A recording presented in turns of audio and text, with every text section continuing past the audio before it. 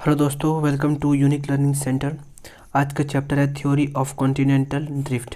इस video series में हम लोग ज्योग्राफी का कंप्लीट सिलेबस को टॉपिक वाइज कवर कर रहे हैं। टॉपिक स्टार्ट करने से पहले मैं आपको एक पॉइंट बता देता हूँ। इस पूरे वीडियो सीरीज़ में जितना भी टॉपिक को कवर किया जा रहा है उसका PDF वो भी hand written notes, hand written form में आपको अवेलेबल कराया जाएगा, जो कि टेलीग्राम का चैनल आपको लिंक डिस्क्रिप्शन में दिया हुआ है। ठीक है, ये सारा ये आपका आज का चैप्टर है थ्योरी ऑफ कॉन्टिनेंटल ड्रिफ्ट। ये आपका पिछला लेक्चर का जो PDF अवेलेबल है, जो अवेलेबल करा दिया गया है। ये आपको ऑरिजिन ऑफ यूनिवर्स, जिसका कंप्लीट PDF अवेलेबल करा दिया गया। तो अगर सोर्सेज का बात करें तो सोर्सेज सबसे पहले मेनली NCERT से सारे सोर्सेज को लिया गया है। उसके बाद JC लियोन से लिया गया है। बाकी और अन्य ऑनलाइन सोर्सेज से इसको कवर किया गया। सो मुझे नहीं लगता कि आपको कहीं और भटकने का ज़रूरत है। आपको सब चीज़ यहाँ पे प्रोवाइड किया जा रहा है और सारे टॉपिक को काफ़ी कम्प्रिहेंसिव वे से कवर किया गया है। ठीक है, तो सबसे पहले हम लोग स्टार्ट करते हैं theory of continental drift.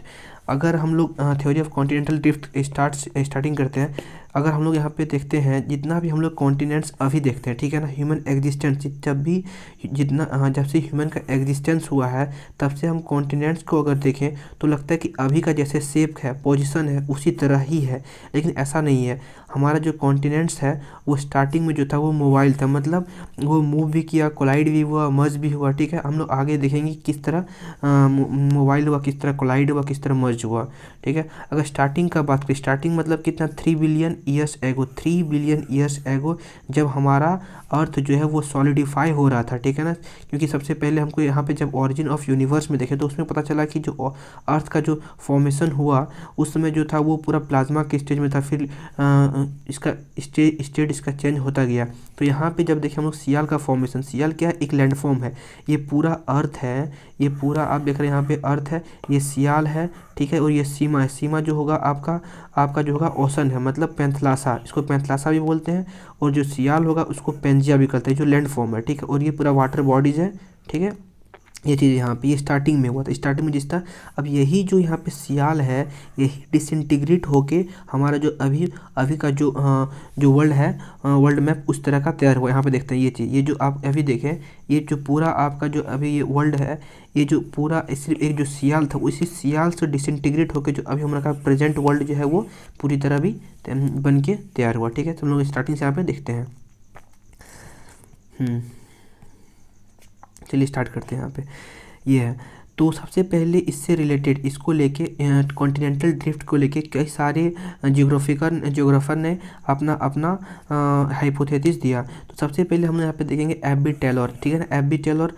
Taylor के अनुसार एफ.बी. टेलर ने जो अपना हाइपोथेसिस दिया कॉन्टिनेंटल ड्रिफ्ट के रिगार्डिंग, उन्होंने पेंजिया मतलब जो पूरा सियाल का फॉर्म, पूरा जो सियाल है, ठीक है, ये पूरा जो सियाल है इसका जो फॉर्मेशन है इन्होंने इसको रिजेक्ट कर दिया। ठीक है ना, इनके अनुसार इस तरह का जो पेंजिया का फॉर्मेशन नहीं हुआ था एफ.बी. टेलर के अनुसार। ठीक है, इसीलिए ये जो पेंजिया का ये फॉर्मेशन इसको वो डिसरिगार्ड कर दिए थे, क्योंकि इनका कहना था कि जो अलग अलग प्लेट्स का फॉर्मेशन हुआ, हमारा जो यहाँ पे अर्थ है, अर्थ में अलग अलग प्लेट्स का फॉर्मेशन हुआ, इसका कहना था ऐसा।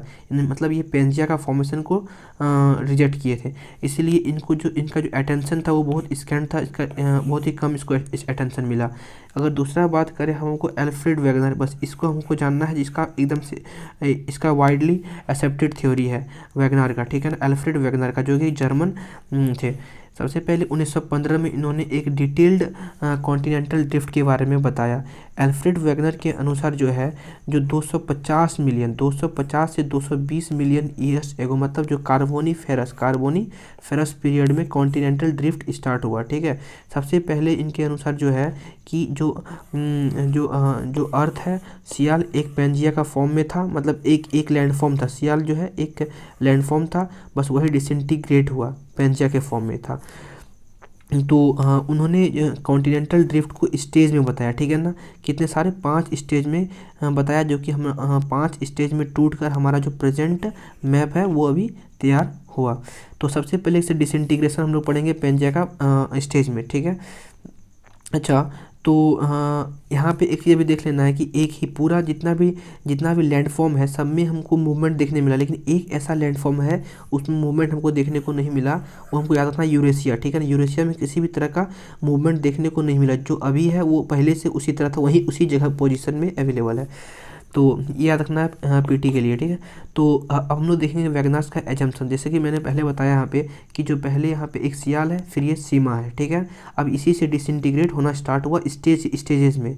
सबसे पहले यहाँ पे सियाल सीमा, इसको मैंने यहाँ पे डिस्कस कर दिया पहले ही, ठीक है। तो सबसे पहले स्टेज में, सबसे पहला स्टेज फर्स्ट स्टेज में सबसे पहले मैंने बताया कि एक सियाल है और पूरा सीमा से घिरा हुआ है, ठीक है। जो कि सियाल जो है वो सीमा में फ्लोट करता है, क्योंकि सीमा जो है वो अंदर है, सिया जो है एक लैंडफॉर्म है। तो सबसे पहले 33C का फॉर्मेशन होता है, 33C, ठीक है ना, 33C।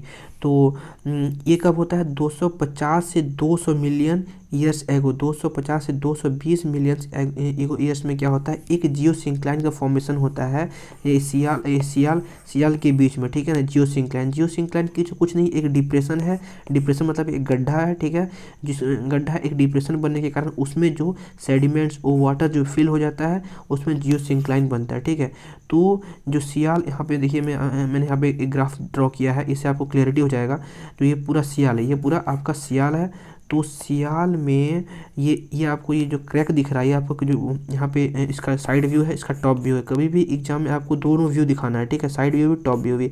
तो यहाँ पे जो आपको जो वाइड जो क्रैक देखने को मिलता है वो कुछ नहीं है, वो जियो सिंक्लाइन ही है, ठीक है। तो जियो सिंक्लाइन बनने के कारण जो है ये जो आपका सियाल है वो दो पार्ट में टूट गया, ठीक है ना।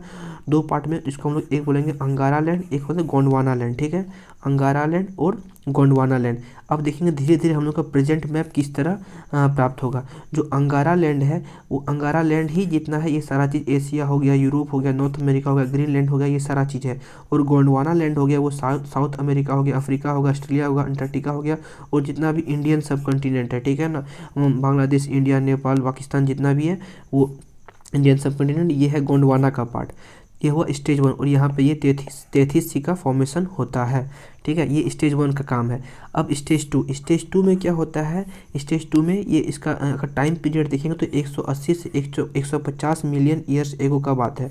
इसमें क्या हुआ, ये इसमें एक अमेरिकन जियो सिंक्लाइन का फॉर्मेशन हुआ, अमेरिकन जियो सिंक्लाइन, याद रखना, ठीक है ना। तो इसमें क्या हुआ, जैसे यहाँ पे मैंने बताया पहले कि ये अंगारा लैंड था, ये गोंडवाना लैंड था। इसके बाद ये दोनों, ये 33C का फॉर्मेशन हुआ। अब इस स्टेज में क्या होगा, और एक जियो सिंक्लाइन बनेगा, ये जो पूरे दोनों को डिवाइड करेगा, वो है अमेरिकन जियो सिंक्लाइन। इससे अंगारा लैंड से जो होगा वो नॉर्थ अमेरिका बनेगा, और गोंडवाना से जो होगा वो आपका साउथ अमेरिका नया कॉन्टिनेंट निकलेगा, ठीक है। ये चीज़ें यहाँ पे, और उसके बाद जो निकलने के बाद हम लोग यहाँ पे प्रेजेंट वर्ल्ड मैप में देखते हैं तो बीच में क्या है, यहाँ पे अटलांटिक सी है, तो यहाँ से अटलांटिक ओशन का भी यहाँ पे फॉर्मेशन होता है। अब उसके बाद स्टेज थर्ड का बात करें। स्टेज थर्ड में क्या है, 100 मिलियन ईयर्स एगो का बात है। यहाँ पे सेपरेशन ऑफ अफ्रीका और इंडो ऑस्ट्रेलेशिया देखेंगे, ठीक है, इंडिया और ऑस्ट्रेलिया का। तो इसमें क्या होता है, अफ्रो एशियन जियो सिंक्लाइन का फॉर्म होता है। यहाँ पे जियो सिंक्लाइन, अब यहाँ पे धीरे धीरे प्रेजेंट वर्ल्ड मैप का फॉर्मेशन हो रहा है। ये आपका नॉर्थ अमेरिका, साउथ अमेरिका अलग हो गया, ये यूरेशिया हो गया। अब यहाँ से जो आपको गोंडवाना लैंड था, इसमें क्या हुआ, ये पूरा एक था ना आपका, तो ये डिसइंटीग्रेट होना स्टार्ट हो गया। इसमें क्या हुआ, अफ्रीका और इंडो ऑस्ट्रेलेशिया निकल गया, ठीक है। यहाँ पे इसमें थर्ड स्टेज में, ठीक है, ये चीज़ें यहाँ पे। और इसका मूवमेंट अगर देखेंगे, स्टार्टिंग में जो अफ्रीका का जो मूवमेंट था ना वो साउथ वर्ड था, अफ्रीका का मूवमेंट तो वो साउथ वर्ड था, ठीक है।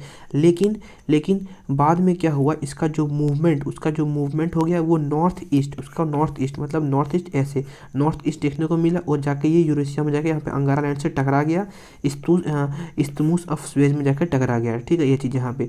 वैसे इसका मूवमेंट का बात करें, कौन सा फोर्स लगता है, कैसे कोलाइड होता है, ठीक है, ये हम लोग बाद में इसको डिस्कस करेंगे। अभी हम लोग सिर्फ प्रेजेंट मैप का फॉर्मेशन देखते हैं। अब स्टेज 4 का बात करें, उसमें देखेंगे डिसइंटीग्रेशन ऑफ इंडो ऑस्ट्रेलिया, ठीक है ना, इंडो ऑस्ट्रेलेशिया का डिसइंटीग्रेशन। तो यहाँ पे अगर यहाँ पे देखिए, यहाँ पे पूरी तरह का ये मैप, ये नॉर्थ अमेरिका, साउथ अमेरिका बन गया, अफ्रीका हो गया, यूरेशिया हो गया, ठीक है ना। अब यहाँ ये पार्ट का हम लोग डिसइंटीग्रेशन देखेंगे, जिसमें कि इंडिया है और ऑस्ट्रेलिया है, ठीक है। तो इससे ये डिसइंटीग्रेट हुआ, इंडो ऑस्ट्रेलेशिया का जो पार्ट था ये 3 पार्ट में डिवाइड हो गया। पहला पार्ट जो होगा वो अंटार्कटिका होगा, दूसरा ऑस्ट्रेलिया होगा, तीसरा जो होगा इंडियन सब कॉन्टिनेंट होगा, ठीक है। तो अंटार्कटिका अंटार्कटिका तीनों का जो मूवमेंट होगा वो बिल्कुल अलग डायरेक्शन में हुआ। अंटार्कटिका का जो ये अंटार्कटिका का आपको पार्क देखे, इसका मूवमेंट जो है साउथ तरफ आ गया, ठीक है ना। और उसके बाद जब ऑस्ट्रेलिया का जो ये इंडियन सब कॉन्टिनेंट का उसका नॉर्थ ईस्ट का मूवमेंट हो गया इसका, ठीक है। और उसके बाद आपको सॉरी इंडियन सब कॉन्टिनेंट का और ऑस्ट्रेलिया का मूवमेंट हो गया वो ईस्ट की ओर आपका इसका मूवमेंट देखने को मिला। मतलब तीनों का डायरेक्शन अलग अलग हो गया, ठीक है। अब यही इंडियन सब कॉन्टिनेंट जाके टकराएगा आपका यूरेशिया से, ठीक है ना। यहाँ पे स्टेज 4 में ग्रेट कॉलिजन, जिसको जो ग्रेट कॉलिजन है, ठीक है, 50 मिलियन ईयर्स एगो। वैसे अगर हिमालय का भी फॉर्मेशन देखें तो 50 मिलियन ईयर्स एगो ही हुआ, इसका भी राज इसी में छिपा हुआ, ठीक है। तो अब हम लोग 50 मिलियन ईयर्स एगो क्या हुआ, जो इंडियन सब कॉन्टिनेंट है वो कोलाइड हो गया, जैसे अभी मैंने पहले बताया यूरेशिया से जाके, ठीक है ना, क्योंकि इसका मूवमेंट जो है वो नॉर्थ ईस्ट है। तो जाके कोलाइड कहाँ होगा, यूरेशिया, यहाँ से टकरा गया, ठीक है ना, ये टकरा गया यहाँ पे। तो उसके बाद यहाँ पे आप देख रहे हैं, यहाँ पे जिस टकराने से यहाँ पे ये आपका कंप्लीट बनाया हुआ है मैप, यहाँ पे देख सकते हैं जो अफ्रीका है, यहाँ इंडियन सब कॉन्टिनेंट है। इंडियन सब कॉन्टिनेंट जाके कहाँ पे टकराया, यूरेशिया से टकराया। तो टकराने के कारण यहाँ पे जो सेडिमेंट्स ऑलरेडी अवेलेबल था, तो कोई भी चीज़ जब मर्ज होता है तो यहाँ पे जो सेडिमेंट्स वो अपलिफ्ट किया, ठीक है ना। अपलिफ्ट होने के कारण यहाँ पे बन गया आपका पामीर रेंज, ठीक है। पामीर रेंज को एकदम से डिटेल्स में स्टडी करना है जियोमॉर्फोलॉजी में, इसी से, क्योंकि कितने सारे रेंजेस माउंटेन रेंजेस बना हुआ, ठीक है। पामीर रेंज का फॉर्मेशन होता है जब ये कोलाइड करता है, ठीक है। तो अच्छा, इसी से जब कोलाइड होता है तो मेडिटेरेनियन सी जो प्रेजेंट का जो मेडिटेरेनियन सी है यहाँ पे, उसका भी फॉर्मेशन जो है वो 33 सी का ही एक पार्ट है, ठीक है। अब यहाँ पे जो प्रेजेंट वर्ल्ड मैप है इस तरह का यहाँ पे धीरे धीरे तैयार हुआ। स्टार्टिंग में यहाँ पे ये 5 स्टेज दिया गया है और ये प्रेजेंट वर्ल्ड का मैप इस तरह तैयार हुआ। यहाँ पे देखते हैं ये जो पार्ट है, यहाँ पे ये जो पार्ट है ये इंडियन सब कॉन्टिनेंट का कोलाइड होके बना, इसीलिए हम लोगों को यहाँ पे देखने को मिलता है सिस्मिक एक्टिविटीज़ भी देखने को मिलता है, फिर यहाँ पे पामीर रेंज को भी देखने को मिलता है, ठीक है। ये चीज़ें यहाँ पे क्योंकि ये जॉइंटेड पार्ट है, ठीक है। अब हम लोग यहाँ पे देखेंगे, हम लोग यहाँ पे कॉन्टिनेंटल ड्रिफ्ट को देख लिए। अब यहाँ पर देखेंगे वैगनर्स का क्रिटिसिज्म, ठीक है। एल्फ्रेड वैगनर, उस समय जो इन्होंने थ्योरी दिया वो पूरी तरह वाइडली एक्सेप्टेड नहीं किया गया था, क्योंकि उन्होंने जो फोर्स बताया कि किस फोर्स से मूव कर रहा है, उस समय के अनुसार वो इनएडिक्वेट था, मतलब वो पर्याप्त मात्रा में उसको डिफाइन नहीं कर रहा था, क्योंकि उन्होंने 2 फोर्स के बारे में बताया था। एक फोर्स बताया टाइडल फोर्स बताया, दूसरा फोर्स बताया पोल फ्री फोर्स, ठीक है ना। टाइडल फोर्स क्या होता है, टाइडल फोर्स होता है ग्रेविटेशनल फोर्स जो सन और मून के कारण लगता है, ठीक है। और पोल फ्री फोर्स क्या होता है, पोल फ्री फोर्स होता है जो कि सेंटर की ओर लगता है, ठीक है, कोई भी चीज़ रोटेशन के कारण। लेकिन यहाँ पे हम लोग क्या देखेंगे, टाइडल फोर्स जो है, तो अगर सन और मून का जो फोर्स लग रहा है, तो सन और मून तो उसका जो एग्जिस्टेंस था वो तो 3 मिलियन ईयर्स एगो ही था, तो पहले वो मूवमेंट क्यों नहीं हुआ, ठीक है ना, वो मूवमेंट। लेकिन हम लोग जो कॉन्टिनेंटल ड्रिफ्ट देखने को मिलता है वो 250 और 220 मिलियन ईयर्स एगो का देखने को मिलता है, इसलिए वाइडली एक्सेप्टेड नहीं है। अगर पोल फ्री फोर्स का ही बात करें तो पोल फ्री फोर्स होता है कोई चीज़ जो रोटेट करता है वो सेंटर की तरफ ना वो मूव करेगा। लेकिन हम लोग अंटार्कटिका का जो अगर मूवमेंट देखेंगे तो वो क्या है, वो साउथवर्ड मूवमेंट किया, वो क्या साउथ मूवमेंट किया ना, इसीलिए। लेकिन इसको करना चाहिए था सेंटर की तरफ, ठीक है, इसलिए वाइडली एक्सेप्टेड इसको नहीं किया गया उस समय। लेकिन 1920-1970 के आसपास ऐसा क्या हुआ कि उनको वाइडली एक्सेप्टेड किया गया। यहाँ पे कुछ एविडेंसेस मिला, ठीक है ना, जो कॉन्टिनेंटल ड्रिफ्ट को पूरी तरह उसको साबित करता है, ठीक है। जो माइनर मेजर जितना भी एविडेंसेस, हम लोग सारा चीज़ को चर्चा करेंगे जो इम्पोर्टेंट है न्यू एविडेंसेस। यहाँ पे हम लोग 3 एविडेंसेस का चर्चा करेंगे। एक जिगसॉ फिट है, फॉसिल मिनरल्स है और स्ट्रक्चरल सिमेट्री ऑफ लैंडफॉर्म देखेंगे। जिगसॉ फिट सबसे पहले देखेंगे, ठीक है। हम लोग जिगसॉ फिट में क्या देखेंगे, हम लोग जितना भी अभी कॉन्टिनेंट्स देखते हैं वो सारा को एक पजल के फॉर्म में देखते हैं, ठीक है ना, एक जिगसॉ पजल के फॉर्म में देखते हैं। मतलब जितना उसका जो आउटलाइंस है उसमें रिजेम्बलेंस देखने को मिलता है। यहाँ पे मैं आपको बता देता हूँ, यहाँ पे आपको दिखा देता हूँ, आप खुद समझ जाएंगे, ठीक है। 1 मिनट, हाँ यहाँ पे देखिए, ठीक है। जैसे आप देखोगे यहाँ पे क्या एक पजल के टाइप का दिखेगा, लगेगा कि सारा अगर आप ऐड करोगे, सबको मर्ज करोगे तो लगेगा सब एक ही पार्ट है, सियाल का ही पार्ट है। जैसे ये आप अफ्रीका को ऐसे देखो, ठीक है ना, और ये साउथ अमेरिका को ऐसे देखो। आप दोनों यहाँ पे देखिए, ये दोनों अगर इस तरह का दोनों को यहाँ पे चिपका दें तो एकदम से दोनों चिपक नहीं जाएगा। देखिए तो ये चीज़ है ना बिल्कुल यहाँ पे। अब यहाँ पे देखिए ये ऑस्ट्रेलिया भी अलग हुआ था 150 मिलियन ईयर्स एगो। अब यहाँ पे देखिए ये वाला पार्ट, देखिए ये वाला पार्ट, ठीक है ना। अब ये वाला पार्ट देखिए आप, ये दोनों को मर्ज कीजिएगा तो आपको एक जैसा पजल में मिल जाएगा, है ना। उसके बाद यहाँ पे आपको जो ये है स्पेन वाला पार्ट और यहाँ पे ये पार्ट, ये दोनों पार्ट की मर्ज कीजिएगा तो एक जैसा हो जाएगा, ठीक है। एकदम से ये पजल के टाइप का, इसका मतलब ऐसा लगता है कि ये एक ही सियाल का ही फॉर्म है, ये जिगसाव फिट आ गया आपको, ठीक है। अब दूसरा जो फॉसिल एंड डिपॉजिट है, फॉसिल्स एंड मिनरल डिपॉजिट है।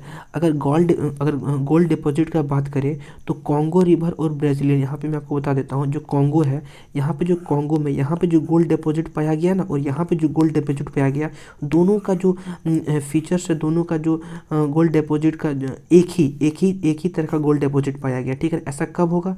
ऐसा दो मिनरल्स एक ही अगर फीचर्स का, एक ही प्रॉपर्टीज़ का पाया जाता है तो इसका कब पॉसिबल है? इसका मतलब ये दोनों लैंड जो है एक ही है, इसका मतलब ये दोनों आपस में स्टार्टिंग में एक ही था, ठीक है। ये चीज़ यहाँ पे इसको यहाँ पे प्रूफ करता है। ब्राज़ीलियन हाईलैंड्स और रिवर कॉन्गो का जो गोल्ड डिपॉजिट है, अदर मिनरल जो है उसका ओरिजिन एक ही है।